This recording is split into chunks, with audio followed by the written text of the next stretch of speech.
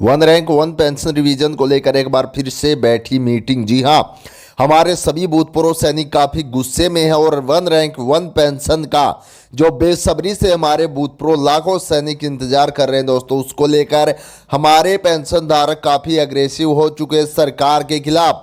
आखिरकार कब हमारे पेंशन धारकों की पेंशन रिवाइज होगी, इसको लेकर एक पूरी की पूरी मीटिंग बैठाई गई है दोस्तों। वीडियो को अंत तक जरूर देखिएगा। हमारे सभी भूतपूर्व सैनिक क्या कहना चाह रहे हैं यहाँ पर, इतने गुस्से में हमारे भूतपूर्व सैनिक है क्योंकि इतने दिनों बाद भी सुप्रीम कोर्ट के आदेश के अनुसार इतने दिनों बाद भी हमारे पेंशनधारकों की नई पेंशन रिवाइज नहीं की गई। तो इसको लेकर हमारे काफी भूतपूर्व सैनिक गुस्से में और सभी सरकार के खिलाफ यहां पर उतरकर आ चुके हैं। पूरी की पूरी वीडियो बिना स्किप किए जरूर देखिएगा। आप सभी के लिए बहुत ही इंपॉर्टेंट और खास ये वीडियो होने वाली है। तो आप यहां पर सभी हमारे भूतपूर्व सैनिक सीधे मीटिंग से लाइव जुड़ते हैं।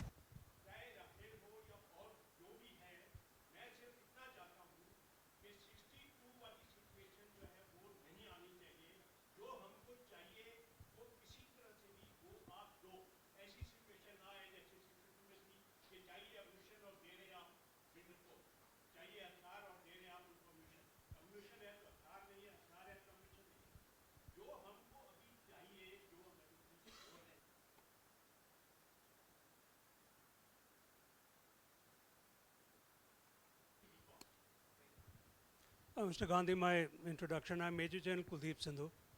My good fortune has been, first I'm from the most decorated regiment of the Indian Army, the Pune Horse. It's two Paramveer Chakra unit.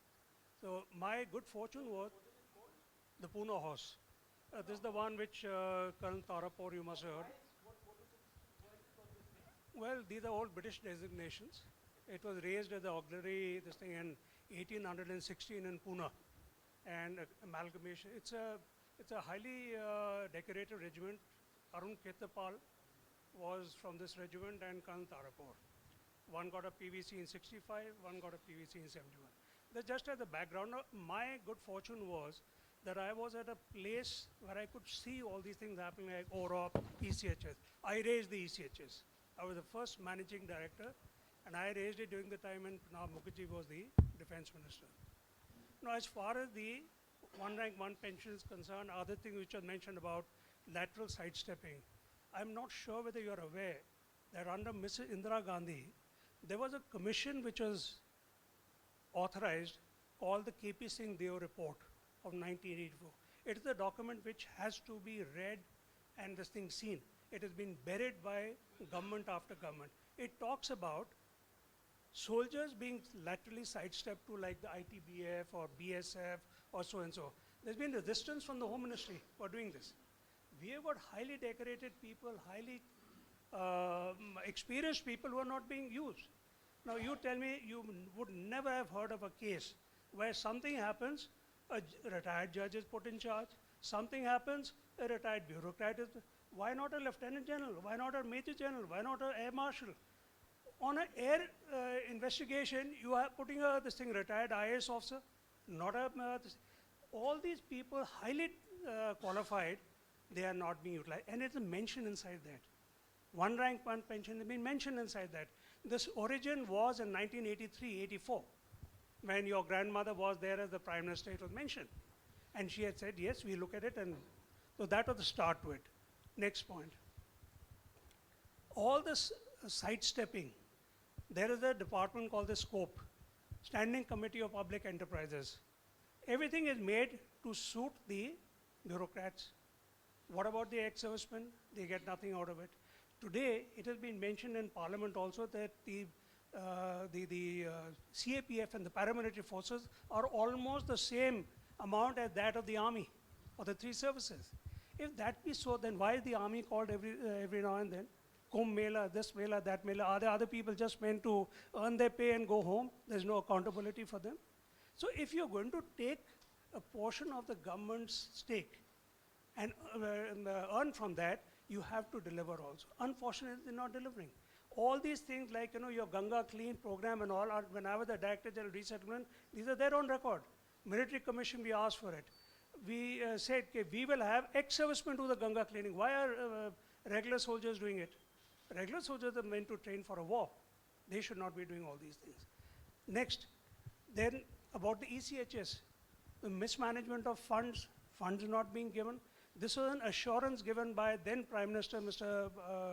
Bajpayee. He said, gentlemen, this is not a gift to you. This is the obligation of the government of India to give to the ex-soldiers.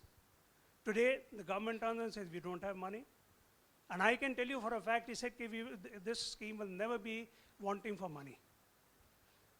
Other thing, you look at the equation.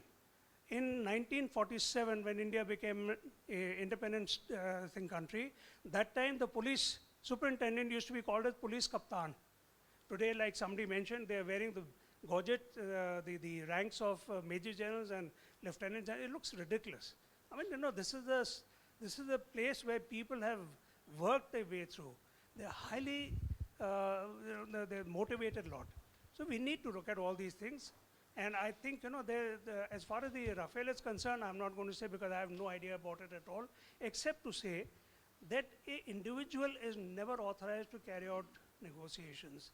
It is always a committee. CCPA should have authorized it. I'm not sure whether that was done or not, so my comments are reserved. So if it was not done, I think, it's not fair to the last point. This is again during your UPA 2 or UPA 1. You created a Department of Ex-Servicemen Welfare. I was the DGR at that time. I laughed, and the first thing I did was put a note to the Chairman, Chiefs of Staff Committee. Here we have got a system of somebody dealing with the ex-servicemen, but there's not even a single ex-serviceman there. What had happened was the bureaucrats managed to get 7 additional posts. Secretary, additional secretary, joint secretary, so-and-so, so-and-so, so-and-so. You ask anybody over here, and they do nothing for us. Are they meant to be just a system controlling us? Why is there no senior officer? I don't mind, even a major can go there. If anybody is a senior enough person, has got experience, he should be put. Why? Can you imagine the first one that came, asked me, Major, tell me one thing, how do we make lijjat papad? I said, look, madam, these are ex-servicemen. We don't do lijjat papad over here. You please talk about some substantive scheme for this. I'm telling you, it is ridiculous, laughable. It is laughable, but this is what is happening. If these people are going to, they've never been in a military job. The person was in a different ministry earlier, today comes to the defense ministry, hasn't got a clue. I think you need to, we don't mind the Department of Ex-Servicemen being there. It was created as a very good initiative, but it has to be logically completed.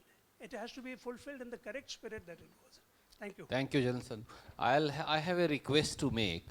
There are many senior colleagues who want to say something, but there is paucity of time because Congress President had another